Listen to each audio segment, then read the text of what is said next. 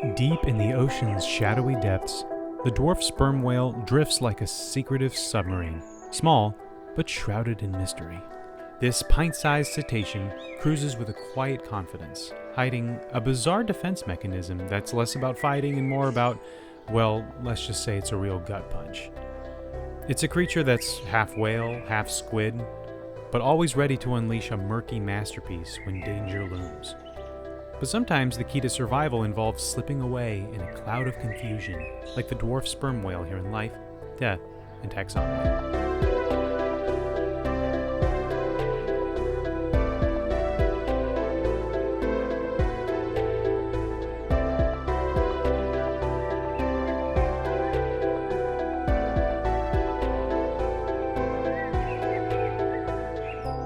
Welcome back to Life, Death, and Taxonomy. It's your 30 minutes of interesting animal information. I'm Joe. And I'm Carlos. Thank you to Cassie for the creation of our theme song. To hear more of Cassie's music, please search Cassie Michelle on YouTube or Spotify. And thank you to Johanna for the creation of this week's artwork. To check that out, you can visit us at our home on the web at ldtaxonomy.com. And a very special thank you to our patrons. Thank you so much for your support. It's greatly appreciated. Thanks for helping us keep the lights on. If you'd like to donate, just visit patreon.com/ldtaxonomy or click on donate on our website. And today we're talking about a little big creature, but more on that later. The biggest miniature. A bigature, you can even say. Yeah. The thing that made look like Lord of the Rings. The Lord of the Rings, the greatest movie of all time, The Lightning in a Bottle that will never be replicated. The gold standard. It's true. A bigature. All right. What are we talking about? The problem with the gold standard, though, is like you want to try to replicate it. That's the point of a gold standard. But you can't. Yeah, it's unattainable. It's but that's fine. It's the extended editions. It's like 11 hours of movie that is virtually perfect, and I'll have forever. So I don't. You know what could come out to be good. You know what could come out that's good? The extended edition, which apparently exists. Just like, give me more behind the scenes. I just put in the scenes that they just like wireframe drew, where like Aragorn's fighting Sauron at the end of the movie. Like just put it in. I don't care. Yeah, put it all in. Do the Scouring the Shire, even though that's like a terrible ending to a movie. Remove the part where Gimli farts and put in the Scouring of the Shire. Yeah, I'll take it. Take it. Anyway, what are we talking about? We're talking about a dwarf. Huh? Yeah, that's true. A dwarf and bowel movements. There you go. Great. We're topical. We're talking about the dwarf sperm whale. That worked out so much better than it should have. People were thinking we were just going off on Lord of the Rings again. But we're back. Related. Yeah. Yeah. It's also known as the pygmy sperm whale, which is incorrect. A pygmy sperm whale is a different species of whale, but they did think it was the same species up until like the mid-60s. And also known as the lesser sperm whale, which is rude, in my opinion. But what we're going to call it here is the caca cloudburst. Horrifying. Not the kids. Not in front of the kids. And Moby Ick. That's good. That's good. The literary reference is good. Would you like to have some knowledge from science? If you have some to spare. Well, they're in the kingdom. Love and are in the kingdom Animalia. The phylum is Chordata. The class is Mammalia. The order is Artiodactyla. The infraorder is Cetacea. Stacy the Cetacean. The family is... Cetacean's mom. The song is terrible. Family is Cogiidae. Genus is Cogia. And the species is Sema. Cogia Sema. Or Cogia Sema? I would say Cogia. Cogiidae? Yeah, that's probably what it is. Kojia, the maker of Metal Gear and Death Stranding. Yeah. But yeah, since we're in the business of naming things, it's time for my favorite part of the show and the listener's favorite part of the show, nitty gritty nomenclature. We already know it's a pot of whales. Why are we going to pretend otherwise? We're not. That's what. So instead, we're going to do this part of the show where I ask you Joe a question, and that is, what is the English translation for the binomial nomenclature, which in this case for the dwarf sperm whale is Kogia sima. What does it mean in English? Does it mean A, old sword, B, cold gray skin, C, striped stomach skull, or D, small beautiful face? Small beautiful face. I gotta go with that. You are correct. It is small beautiful face. Kogia is small, apparently. This one was kind of tough. There's some debate about it, and it's unclear. But Kogia apparently means small, and then Sima is, I think, Sanskrit for beautiful face. I'll accept it. Man, I didn't use any etymological knowledge or even try. I just heard that, and it was good, and I liked it. It's like choosing a football team based on your favorite animal. They don't have Why don't they have crocodiles? Is there not a single crocodile team? There's gators. Crocodiles are cooler than alligators. They're just alligators, but better. I don't agree with that. Because gators are American. There are crocodiles in Florida, in the Everglades. So yes, that's true. We have American crocodiles. Are they supposed to be here? I think they can do whatever they want, especially the ones that go in the ocean. Yeah. Which is another reason why they're better than gators. They can just I think gators are cute. I think there's something endearing about a gator, though. Cute is not. They look like swamp puppies. None of what you're saying resonates with me even a little bit. Between the gator and the alligator, which one's cuter? Between a gator and an alligator. Between a gator and a croc. Sorry. Sure, an alligator is cuter than a crocodile, but that is not saying all that much. It's saying something. It's 100%. In that contest, 100% goes to the gator. That's like saying a black widow is cuter than a golden orb weaver. They're both bad. They're both something I don't want to look at. I don't think that's true, though. I don't know. I just make. There are cute spiders. Those jumping spiders. Yeah, they made a whole kids show about it, Lucas the Spider, and I've seen every episode. So there you go. I know about it. He's pretty cute. Anyway, we're not talking about spiders. We're talking about whales. Do you want to know what this one looks like? I do. I am picturing a sperm whale that fits inside of like one of those bottles that you put a ship in, like just a teeny tiny boy. Yeah, it's that. I mean, it's a sperm whale looking thing with a compact body with a blunt head, small lower jaw, and grayish skin that may appear wrinkled, especially in older individuals. Same to the human race. They have a dorsal fin smaller than that of a pygmy. Smaller than their cousin, the pygmy sperm whale. And did we do the pygmy sperm whale? I seem to remember stuff about this guy.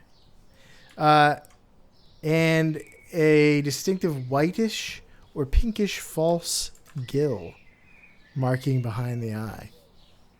We have not done the sperm whale. We have done the pygmy hedgehog. Ah, I knew we did the pygmy. They do have almost like a shark-like face. Yeah, I was gonna say I don't want to like paint the picture that this looks like definitely like that square-headed sperm whale look. It's much more torpedo shaped. Prominent forehead. Yes, that's true. Snout. Is the pygmy sperm whale? We did a whale that was a smaller version of a larger whale. We do lots of whales because they're interesting. That's true. They're good, and they all have good things to say about the world. We've done the pilot whale. We've just recently did the Cuvier's beaked whale. So the pygmy sperm whale does look more like a sperm whale, but small. It's got the squared off head. It's not quite the same, but it's closer. Yeah. Yeah, this looks like a fish. It does have the profile of a fish. But like its relative, the pygmy sperm whale, it possesses a spermaceti organ in its head, though smaller than it's obviously smaller than the large sperm whale. It can also expel a dark reddish brown. Well, is that anything we? That is the whole thing. Yeah. Okay. That brings us to how big is it? It's lesser. How lesser? Diminutive. Welcome to the beloved Measure Up segment, the official listeners part of the show. The part of the show that is introduced, or that it's when we present the animal size and dimensions in relatable terms to a quiz that's fun for the whole family. It's also part of the show that's introduced by you when you send in an audio of yourself saying, singing, or chittering the words measure up into ldtaxonomy@gmail.com. We don't have a new measure of intro this week, but that means you get to hear from a whale. Carlos gets to guess who it is. Nice. Without further ado, the listeners' part of the show after this ad I don't want to hear. There before his very eyes was the biggest discovery in all musical history. Just imagine a whale singing opera on the very stage of the Met. The singer was the whale. Who is that whale? I don't know. It sounds old. It sounded like the guy, the narrator for The Twilight Zone. Could be. Just imagine a whale singing opera at the Met. It is The Whale Who Sang Opera, a Disney cartoon, 1946. I think he said the whale's name was Willie. That was before my time. Yeah, same. But I did have a videotape of this when I was a kid. It was with the Ferdinand, the bull. It was a two-parter. So every time I came to my grandma's house, I learned about Ferdinand the bull. See, when I went to my grandma's house, we watched Song of the South, so I just got a very different experience than you. Oh, wow.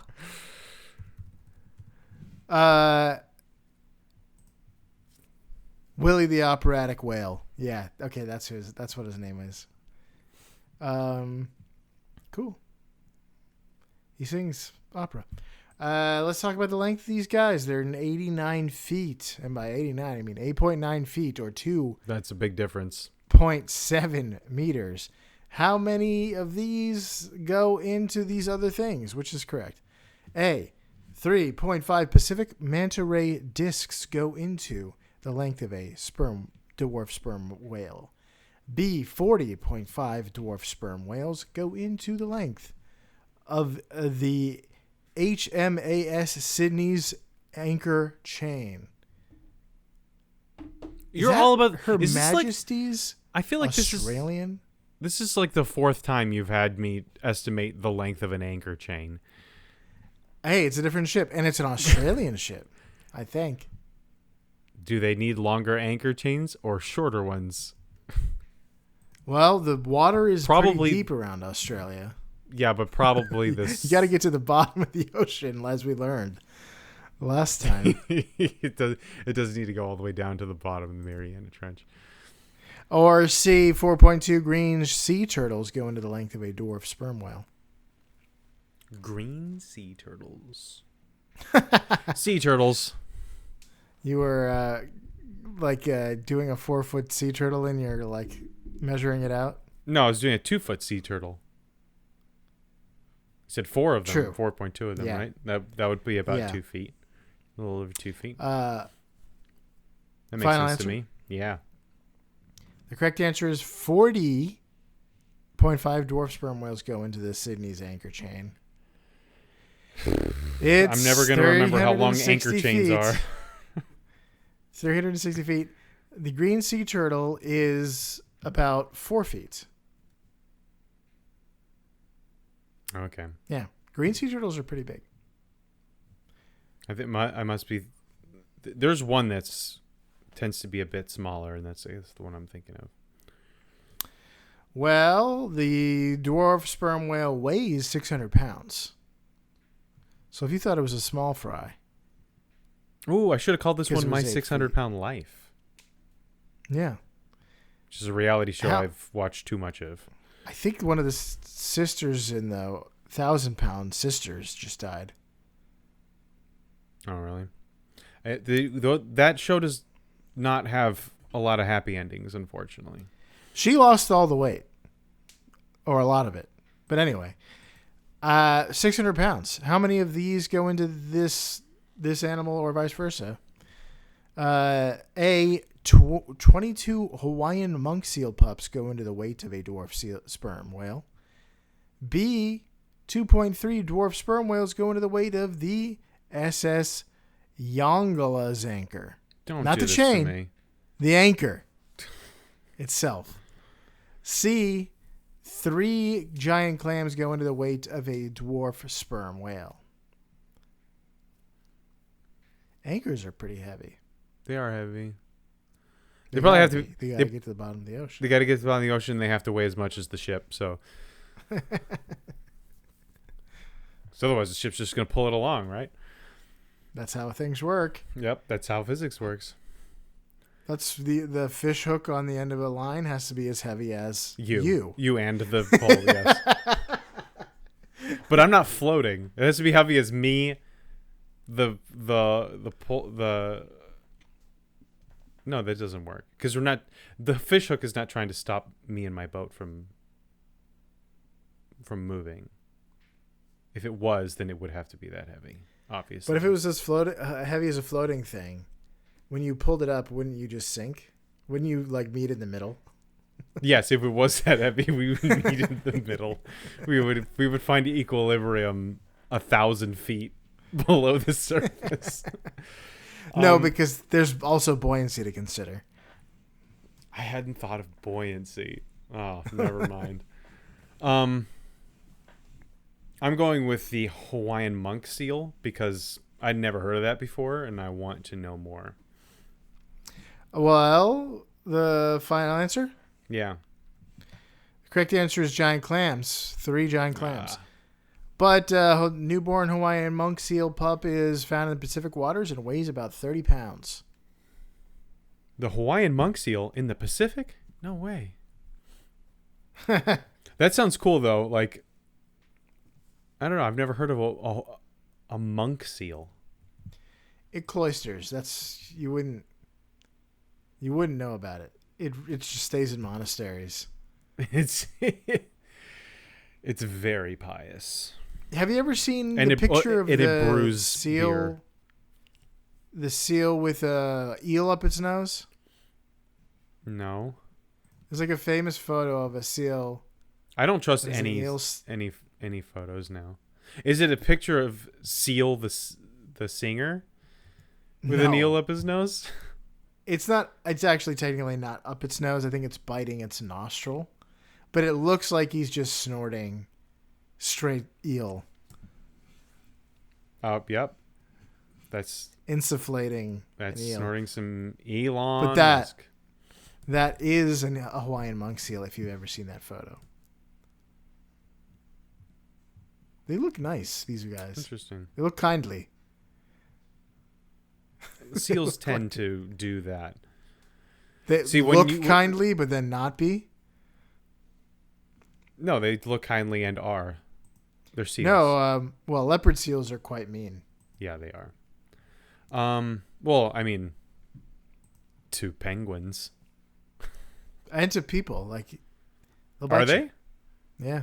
Oh, I didn't know. Well, they don't attack, but if you get too close, it's like getting too close to a wolf or a dog. You don't know, Like it's dangerous. They're predators. They're sea ocean wolves. Mm-hmm. All right. 3 giant clams going to the weight of a dwarf sperm whale. A giant clam is about 200 pounds. Yep. Yeah. I did the math. There you go. Well, would you like to hear some fast facts? Yes. Where do they live? They are found in deep waters, typically over 1,000 meters down, along continental shelves and slopes in tropical and temperate regions, including the Atlantic, Pacific, and Indian Oceans. Rarely, they're seen near shores, except in areas with deep water close to land, like parts of the Gulf of Gulf of or the Caribbean.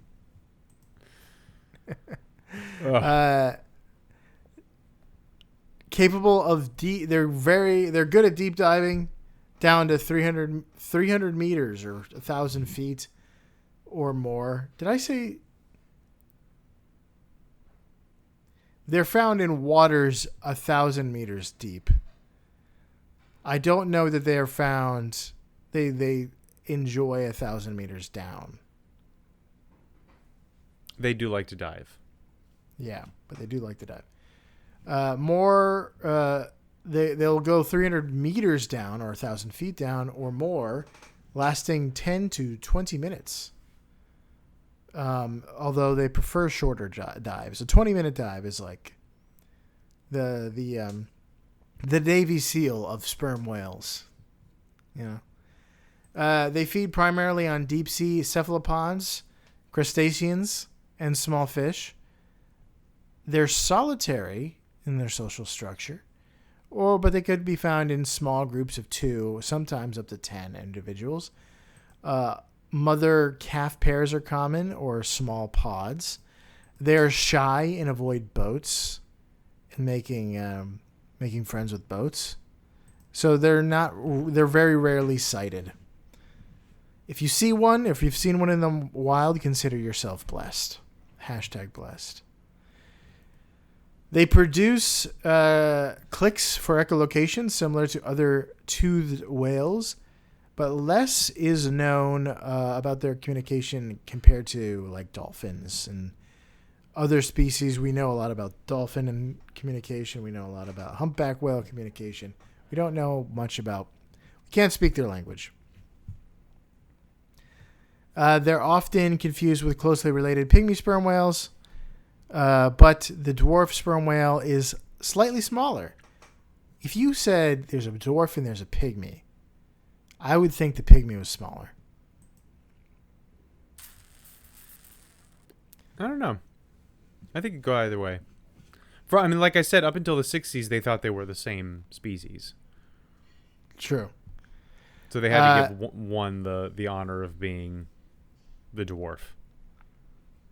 Right.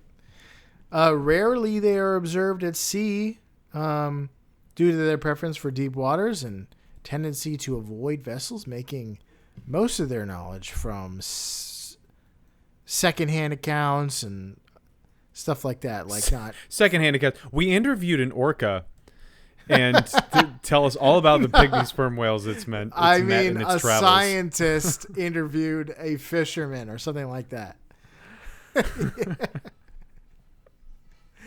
Yeah, secondhand to another species. Exactly right. Secondhand lions. So he could speak to us. Yeah, exactly. Their ink. Never mind.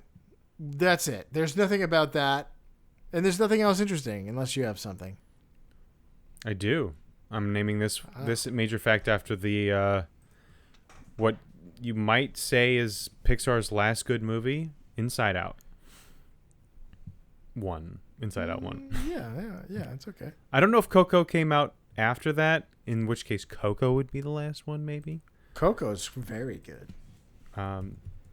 Whichever one came out last is the last good Pixar 2017. movie. I kind of liked Soul. I did not. Anyway, it's not as fun. Toy Story 4 is the only contender post Coco or whatever that it was for a good Pixar movie. So yes, I'm naming this Inside Out. The dwarf sperm whale has a special defense mechanism for getting away from predators. It releases a cloud of reddish-brown intestinal fluid when threatened. This makes a murky smoke screen in the water, but if that smoke is nasty juice. Who doesn't, though? Can you really blame them? I mean, who doesn't release a cloud of reddish-brown intestinal fluid? Intestinal fluid, yeah. Yeah. Not me. Things are going really poorly. I'll use that as a defense mechanism. Okay. Yeah. If you can control that. If things are going really poorly, I don't have to. Yeah. That's just going to happen regardless. So this fluid is stored in a specialized sac in the whale's digestive tract, and it is ejected through the rectum when predators startle it. And this cloud, there's up to 3 gallons of fluid stored in this sac, and it can spread up to 3 feet in diameter, which obscures the whale's location and can allow it to escape, especially in the dark, inky depths of wherever it happens to be diving. This is obviously a similar defense mechanism to the ink clouds used by squid and octopuses, but this is not squid ink. That's mostly that's melanin-based liquid. This is thicker and more viscous, and so it lingers longer. It doesn't dissipate as quickly as it does for a squid or an octopus. This fluid is a mixture of fecal material and other digestive fluids, which also adds to it a foul odor that also can deter predators. So this is why it all comes together. We were talking about the Gimli fart scene in the beginning of this, and this is a dwarf that empties its bowels in front of predators. So, and this is more of a frequent occurrence in younger whales who are more vulnerable to predation. But they do have they're small whales, which means that you got to keep an eye out for orcas. Orcas are the worst. If you are anything smaller than an orca, and they are also the worst if you are larger than an orca. Humpback whales also have to deal with orcas. It's just they're at the top of the food chain and they don't care. So just empty your bowels in their face and get away. That's all you can do. It's really, yeah, especially because they're fast, they're strong, they're smart, they have sharp teeth, and there's a lot of, and they work together. Like, what are you supposed to do about that as an animal? Not much. The only ones that can do anything are the ones that are bigger, but then you have babies that are not bigger, and you have to deal with that. Researchers believe that the repeated use of this defense mechanism depletes the whale's energy reserves and makes it more likely for them to be predated on. They're ejecting later on their intestinal fluid. That's where their energy is. They're giving up their energy. Well, and it just requires a lot of metabolic energy to produce and then store the fluid. So by releasing it and having to produce it again over and over again, they're sacrificing some major survival mechanisms to make that happen, to make the very immediate survival happen. In the open ocean, though, The most terrifying thing known to anybody. Yeah, sure. Open ocean. Tell me. About it. Okay, so you want to use this defense mechanism against a faster predator. You do it. The predator's in a cloud. The predator leaves the cloud and then just looks around. It's the open ocean. You're just there. You're there 100 yards away. Yeah, but maybe you're behind them or underneath them or above them. It's you got a Z-axis to work with on this one. You're not just on an open field. I feel like if I'm an orca, I'm just going to get there. Just going to look around aggressively and then get there. But like the orcas, like a lot of underwater predators, are using way more than just their eyes to find you. Exactly. And all of those other senses are full of your intestines. Yeah. So that's all they're seeing. True. Which is weird because that's what they were about to get anyway. Like that was going to be part of the package. So maybe it's delicious.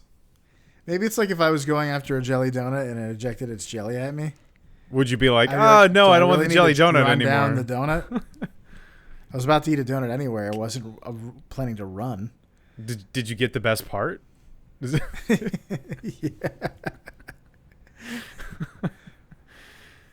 So it's like, I'm going to leave the donut. Then you can farm the donut for jelly. That's true. It's essentially like an aphid and an ant. It's cattle to you now. I'll open up a donut farm. They are calves, right? They're whale calves. Mm-hmm. So, yeah, that's... I just came across this article where it's like this miniature sperm whale releases a cloud of blood red fluid into the water whenever it's startled, and I was like, I gotta know more about this. And the pygmy sperm whale does this as well. Those are the only two species of whale that are known to have this defense mechanism. Nice. I didn't even know there were dwarf or pygmy sperm whales. So the animal kingdom continues to surprise, even after, 390 episodes? I know, yeah. How do we Something still like have that. stuff to talk about? It's because there's millions of species of animals. That's true. But there have been hundreds of very interesting animals. And unique ones. 386. This is 300... No, this is like 387 or 8. We're getting there. We've been doing this since 2017. That's right. Anyway, you got anything else? That's all I got. All right, that was the dwarf sperm whale. For you out there in podcast, yeah, be small but mighty. Eat some juicy calamari. And use the contents of your intestines to escape would-be predators like the dwarf whale. Dwarf sperm whale here in life, death, and taxonomy.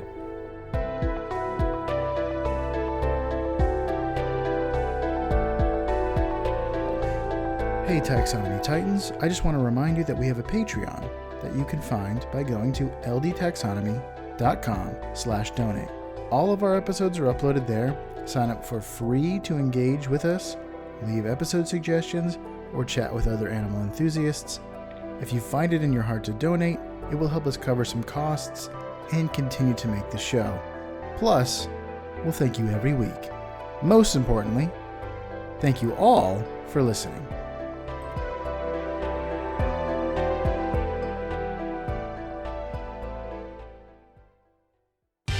Life, Death, and Taxonomy is my favorite in the world podcast. I just wrote dwarf whale. I don't know why I didn't put the most important part.